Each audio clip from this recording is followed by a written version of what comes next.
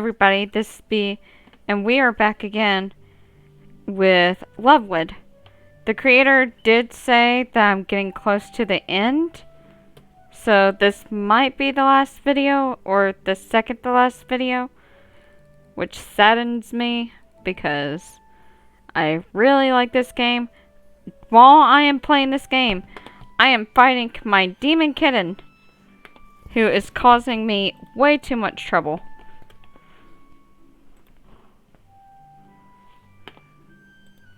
Like, more trouble than I should be having. Okay, go away. Okay. I think we were here. Lycamore, do you really believe I'm feeling any different about you now, Pipsqueak? No, I don't believe that. I know you do. The Lycamorph lady opens her mouth and closes it again and finally skedaddles and vanishes into the crowd. Oh, hey, you guys got macaroons? Nord innocently stuffs his face. My cat is touching everything and messing everything up. Oh my god, she is a monster and needs to be punished. I might post on Twitter what she looks like, because she is a brat. She's a kitten right now, and those 4 months, and just bites constantly. You'll definitely see pictures of her in Discord if you join it. So Nord innocently stuffs his face with sweets like someone who didn't just verbally bash a 7 feet tall wolf person. Nord. That thing you just did there. That was incredibly hot. Nord gulps down a handful of sugary confections and shrugs. I was just telling her what I was thinking. Not sure if it'll change anything, though. My guess is she'll be leaving you alone from now on. I'm so proud of you, Grasshopper. How are you feeling now? I don't know. Kinda hungry. Apparently, emotionally cathartic events really spark my appetite. That's fair. I said that so wrong. Like I said, I hate when I try to read things sometimes and then I just butcher it. The celebration continues without further interruptions. Oh, this is cute. Once the musicians begin playing catchier music, the dance floor is flooded by groups and the atmosphere becomes more casual. Nord and Aleth take me by the hand and pull me into the messy, joyful dance, while I can see Aleth in the crowd teaching some folky dance steps to Blossom and Moth. We celebrate until we have properly tired ourselves out. Eventually it gets too noisy in the throne room as some of the guests have overindulged in the punch that was offered by the buffet. So we head outside and seek out a cozy spot near the river, next to the river. The one we find is apparently frequently used for a campfire. We quickly collect some pieces of wood and smaller twigs. Stop biting this. I'm gonna have to make my cat get away because she's biting my headphones. And I don't want her to get shocked. We quickly collect some pieces of wood and smaller twigs, and Atlas easily ignites the fire thanks to his heat magic and a handy pocket lighter. You two keep an eye on the fire. I'll see if I can sneak into the kitchen and get us some snacks to roast. Okay, but steer clear of any suspicious-looking wolf ladies. Nord and me fan the fire a little, then we take a seat on the tree trunks. Compared to the ruckus inside, the scenery is pleasantly quiet. The river peacefully gurgles on, the fire crackles, and the air is still. Hey, Bee. I think I realized something tonight. Oh? That, weird talk I had with the Lycamorph? I don't think I've ever done something like that before. It was great to witness, though. Atlas and me were both stunned to see you with so much confidence. I don't think I'm super confident yet, but I at least tried to act in the confident way. I got the idea because of you. Because of me? Yeah, you've been really supportive ever since we've met. Of course, Atlas is too, but in a more protective way. He always made me feel cared for, but now I actually feel like I'm ready to care about myself too, you know? Like you can stand up for yourself? Exactly. I usually find it easier to care about others and make them smile and put in the work to make them happy. And now I realize I should just treat myself the way I treat others. Because it's something I deserve. You're the one who made me want to at least try that. Not sure how you did that, but I wanted to say thank you. Aw, Nord. I'm proud if I could help you. You wear that self-assurance really well.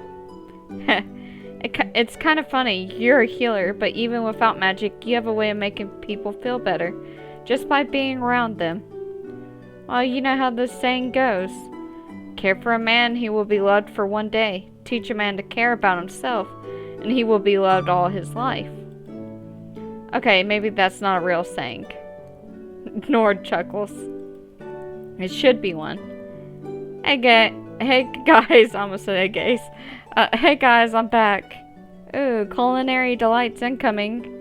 Atlas shows us a bowl of bread dough, meat, vegetables, mini sandwiches, and even some marshmallows he found in the kitchen. The boy, they're so cute. Tonight, we feast. We roast stick bread and other treats on the fire, chant dirty songs, and tell stories. Atlas insists on calling the marshmallows pate.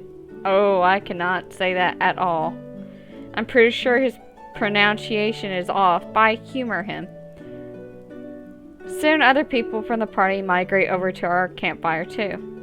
Moth joins in a duet with another lyre player, while millions of stars watch us from the clear sky above.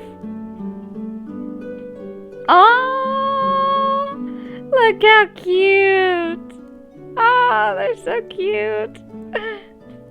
Nord and Atlas lean onto me, each on one shoulder, and we watch the dancing flames. This date has been such a strange experience, and yet it makes my heart feel full in the best possible way. I almost can't believe how at home I already feel here. It was only a week ago when I arrived in this town, unsure whether I would fit in. And now I have not only made new friends, but I found two strong-hearted guys with whom I can share all my love. Aww! This is a joyful night. And one that I hope is only the first of many to come. Aww! That's cute. No, not the end. Not the end. I know they said it was close to the end, but I was hoping for more. Aww. That was definitely cute. Aww. Oh my goodness, he turned him into a wolf. Thank you for playing. Okay, let's try to... how far back do I need to go?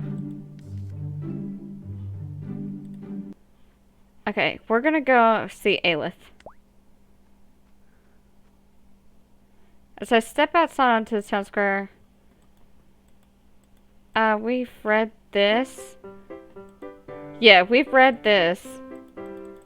Okay, we're gonna try to go through all this and let love on Aleth too, because, you know, how can I not?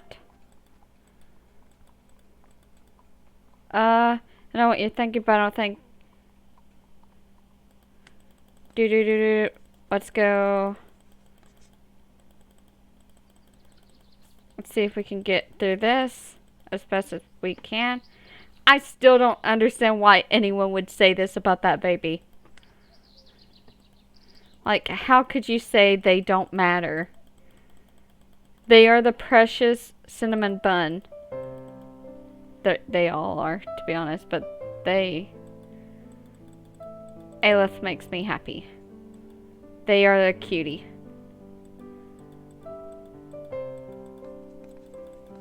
Okay, give me cute moments. I know you guys are probably like, you're just skipping through all this. I promise I have read through this stuff, this portion of it, in the video before. I'm just trying to get to the other stuff that I missed because I was after my boys. On the next day, I visit from the blacksmith Darla, who challenges me to heal burns on her hands. Okay. Okay. I'd like to see what Kayleen is getting up to today. In fact, I can spot her stepping out of her house this very moment. Judging from the quick look I can get out of the interior, her living space is really more of a potion lab than a normal home. Hey, you're looking ready to go somewhere. Was it really that obvious? I'm heading out on a trip into the forest. Oh, what for? Okay, so I recently came across this place that featured an accumulation of rare type of sphagnum. But while I was there, I didn't have any equipment to collect the samples. Oh, I have not been. And I didn't just want to, you know, stuff it in my pocket, so I left it. But I really would like to add it to my garden, which is why I'm going to go there again and hope that the patch is still there. So you're going to collect plant samples. Yes, that's the gist of it. Sounds like a good time. Can I come along? Yeah, sure, as long as you don't mind walking a lot. I already spend enough time seated during my regular job. A chance to stretch my legs is always welcome. I let Kayleen lead the way through the forest. We stray off the regular path pretty quickly, but she seems to know what she's doing. Furthermore, she rarely stays quiet. Okay.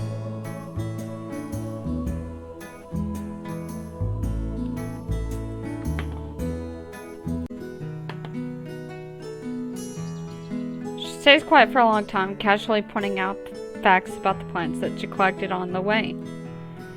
Oh, is that some bishop weed? Don't mind taking some of that.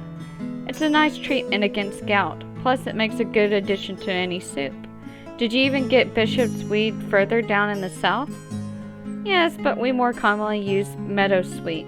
It is similarly useful against infections and inflammation and such. Ooh, I've heard the scent of that must be amazing. Kind of a shame I can't find it around these parts. I'll admit, it's weirdly comforting to nerd out about plants with someone, even though I feel like sometimes can't keep up with Kayleen. Considering how often she gets distracted, it's hard to tell how far from the village we walked when we finally arrive at our goal. There it is. Thank goodness I remembered the way. Whoa, whoa, whoa. Are these the ruins of the old temple or something? Kayleen shrugs. Apparently, in any case, it looks to be just the right growing conditions for this bad boy over here. Kayleen points at a patch of moss on one of the rocky surfaces and begins unpacking her equipment to take samples. You were looking for this moss all along?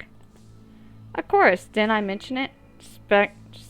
Sphagnum, also known as peat moss. Though I prefer the scientific terms for this one. Get so vague and confusing, but the moss is the least interesting thing about this place. I can't believe we came all this to collect dirt. Ooh, I don't know what will you be doing with it. I'll be taking some samples, then I'll be growing some patches of this in my own garden. I hope the conditions will be alright. This moss can be used for all kinds of purposes. It makes good dressing for wounds, which might be interesting to you as a healer. It's quite acidic, so it stops the growth of bacteria and fungi.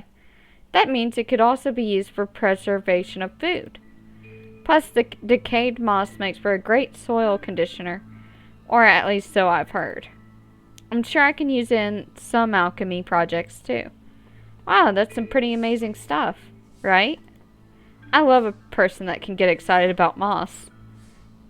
Anyways, thanks for letting me ramble. That was probably more details than you wanted to hear. Don't worry about it. I like hearing your thoughts. Kaylee moves on to taking the samples. She's putting bits of the moss in the glass vials, careful not to damage it too much. It's strangely enchanting to watch. Eventually, we gathered everything we need and get ready to head back. While we return to the village, we actually walk in silence for longer than we've ever had before. It's not an awkward silence, though. I like to think that we've both gotten a bit more comfortable around each other during the excursion. Hey, are you hearing something? Someone coming this way? Yeah. We cautiously hide behind a rock formation and listen. Oh boy. Do you guys smell this? Something reeks of berries. Wow, rude. We don't stink. Great, like a morse. Kayleen has lowered her voice, trying not to attract their attention. This is weird. I don't think we stepped into their territory. Aren't you guys on peaceful terms with the Lycomorphs? Officially, yes. How that plays out in the field is a bit less predictable. I feel like these two don't care much about official business. Right, we better avoid them. Do we just try to sneak off, or... Wait, not yet. Kayleen quickly opens her bag and feels around the bottom for something. You got something to help us out? Kayleen nods. She pulls out a small glass bottle filled with what looks to be herbs. Kayleen pulls off the plug and throws it into a faraway bush. Now we move. We try to keep the low profile and make as few noises as possible as we get some distance between the Lycomorphs and us. I take one quick look back and I can see that one of them is sniffing confusedly. What the hell? Did somebody dump a pot of soup around here? Alright, we should be in the clear. Phew. What was that bottle you threw into the bush? Some strong smelling herbs? Exactly. Lycomorphs have a very strong sense of smell. I was worried they may track us down by following our scent. The smell of that glass vial should mask our tracks well enough. It's made for a nice distraction. Very clever. I just feel bad for leaving it in the woods. It was a good bottle. I guess now I know why Aleth keeps finding all sorts of odds and ends in the forest. Maybe someday it'll find its way back to me. Who knows? Hey, thanks for joining me today. You're welcome, though I'm not sure if I actually helped all that much. It's always safer to go out together. Besides, having you around was nice. Oh, well maybe we should geek out about moss more often. Haha, yeah. Say, would you like to take a look at the garden? I'm about to find a spot for these moss samples anyways. I'd love to see it. I think I know just the right spot for this. Feel free to take a look around. I'll be back in a sec. Just don't stomp on any flowers. Now that I'm seeing Kayleen's garden, a lot of things start making sense to me. This place almost feels like representation of what our mind must be like. Densely packed, a little chaotic at first glance, but everything must be balanced really well in order to function like this. And honestly, it's very beautiful. Alright, that's done too. Time to finally take a break. The more I look at this place, the more impressive it gets. You like it? Of course. Did you structure all of this from the ground up? Don't give me too much credit. It's not all my doing. My father started this garden. He's also the one who taught me the growth magic. It was no brainer that I'd keep it intact once he was gone. But I decided that I also wanted to expand it, bring in new plants, and make it even more beautiful. It's one of the things that will always keep me connected to him. Wow. For what it's worth, I think you're doing amazing work here. Thanks, but I'm certainly far from being done. There's always new things to improve, to add, to learn. I'll never be done, and that's strangely comforting. I see what you mean. If you ever want to go on another excursion into the middle of the woods, you know where to find me. Oh, be careful what you're getting into. I'll totally take you up on that offer. But for now, have a good evening, Bee. You too. I'm sure I'll be seeing you around. I am going to try to get to Aleth's route end, just because I'm curious about it. but all the others I'm probably going to do behind the scenes because I don't want to spoil this whole game for you.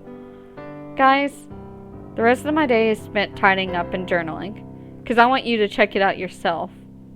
I feel strangely at peace after such an eventful day. As I drift to sleep, my dreams are more colorful than usual. And it's mainly just because I can't stop. I have an addiction to this. We might have a problem, actually. Over the course of the day, I get multiple visitors. The local bookbinder somehow managed to get his hand badly stuck in a book press. He's whiny, but it's nothing dramatic. Some kids come by and ask if I can fix their scraped knees.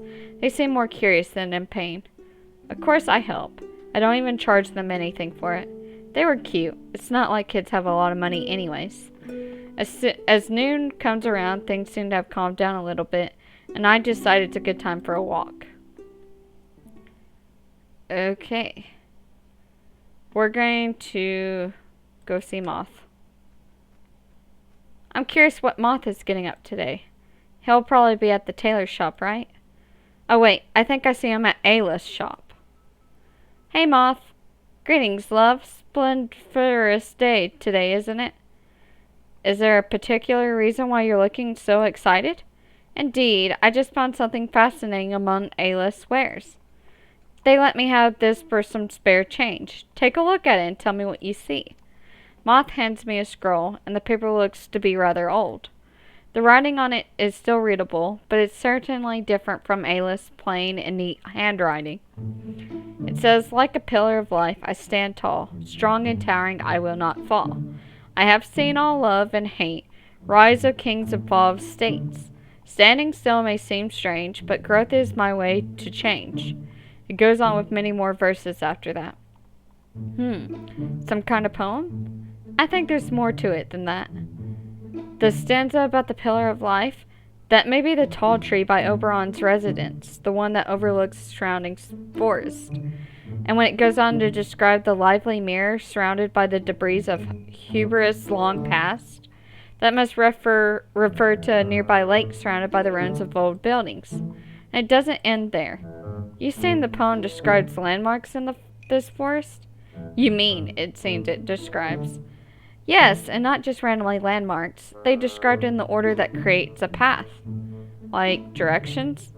Exactly, my clever friend. What does the end of the poem say? Witness wealth and treasure, but do not linger and loaf. Rise above and return, for beauty is terror's cloak. How mysterious. It's written somewhat cryptically, but I believe that these are directions may lead to treasure. Maybe I just find it a little suspicious. Where does this even come from? Aleth said that they found the paper on the forest path. My theory is someone wrote these directions as a code reminder to themselves, like a treasure map, and then lost them, or it was stolen from them and the thief threw them away in frustration, unable to figure them out. And the original creator sure didn't have a nifty finder spell like I do, so they couldn't get it back. Either way, I desire to know where this poem will lead me. Wow, I didn't know you were the adventurous kind. A true artist cannot stay holed up in his chambers every day. A fresh experience are an integral part of staying inspired. Besides, think of the treasure that may be waiting for whoever's smart enough to decode the instructions. Say, care to join me? I'll be willing to share the finds with you. Sounds like a good time. It's still early enough to head out. We should go right away. Fabulous. Give me a moment to prepare. I'll be right back, love. Moth vanishes into the tailor shop for a few minutes. I just enjoy the sun on my face while I wait. Of course, he had a change of outfits. I should have guessed. Onwards to adventure. Let's go. We move on from the tall tree to the lake surrounded by ruins, and so on.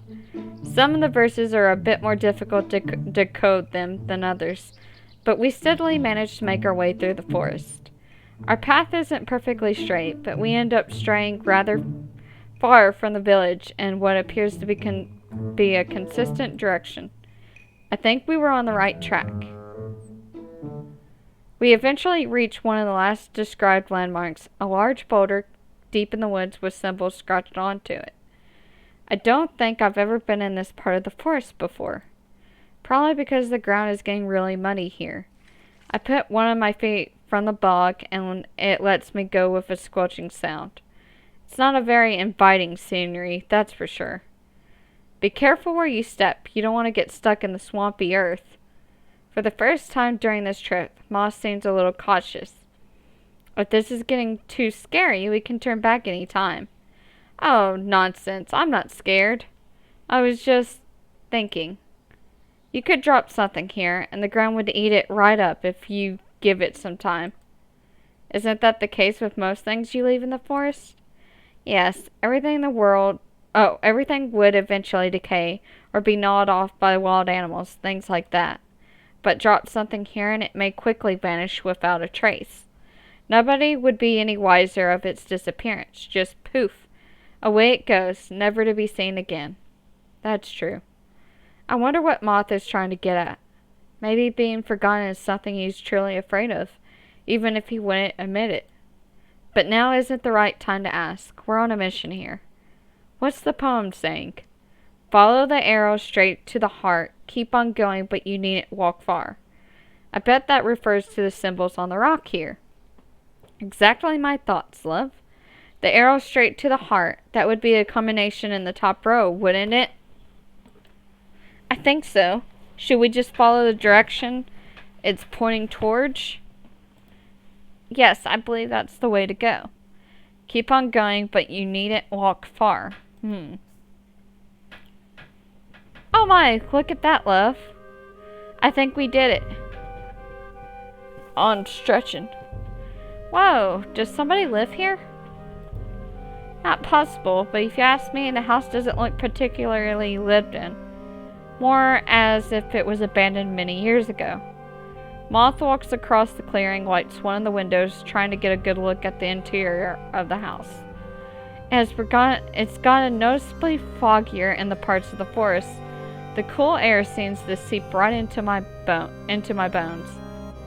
I cannot see far in there, but there's quite a layer of dust in the house, if I'm not mistaken. Who knows, perhaps the external decay is merely a facade for the treasures within. We should at least try knocking first, for good measure. We rap our knuckles against the wooden old door, but it doesn't appear to be locked, and proceeds to creak open ominously. Well, isn't that inviting? Moth is clearly trying to sound brave, but at this point, he can't hide that he's getting a bad case of the jitters. I'm not eager to explore a dark, abandoned house either, but we come this far. I'm too curious to turn back. It's just an old house. I'm sure the worst thing that could happen is that parts of the ceiling collapses on us, but it seems sturdy enough. Right, after you. I test the stability of the floor, then take a few steps aside. Moth follows. Most of the windows have thick, dusty curtains draped in front of them, so it's quite dark inside. It's about time my light spell comes in handy during this trip. Ooh, brilliant. Once we acquaint ourselves with the surroundings, it becomes even clearer that nobody has been in this place for a very, very long time. It's suspiciously quiet in the house. I suppose even the local wildlife isn't interested in inhabiting such a spooky cottage.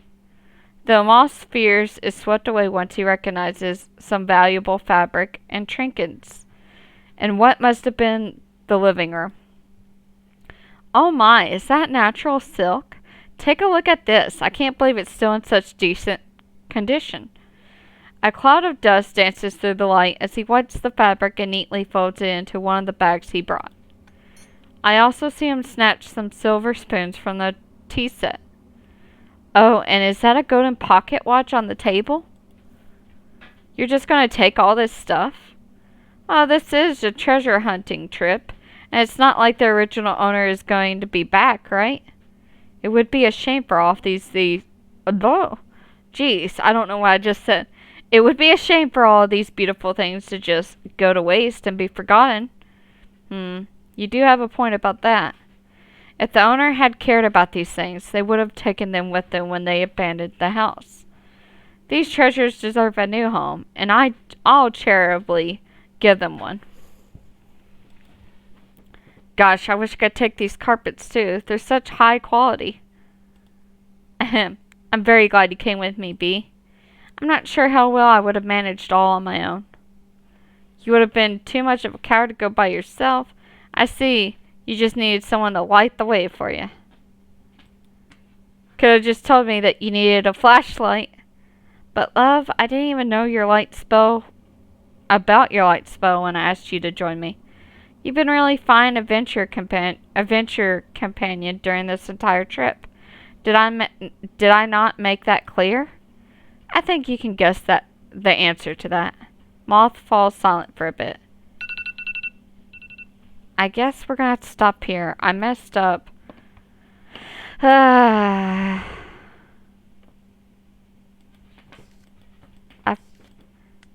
We'll try to continue this, and maybe in the next video we'll do Aleth. We'll get a bit further, because I feel like that's gonna be. We're gonna finish this trip with Moth, and then we'll ask Aleth to go to the party. So, and like I said, after that, I think I'm done. So, on the videos, unless you guys want me to, or if the creator mentions wanting me to do any more of this. I seriously don't want to spoil everything though, so I'm just going to try to hold off. I had told myself originally I wasn't even going to do that. I was just going to do one and then play in my spare time, but I just wanted you guys to see more because this game is so cool. Anyways, I hope you have a great day, and I'll see you in the next video. Bye!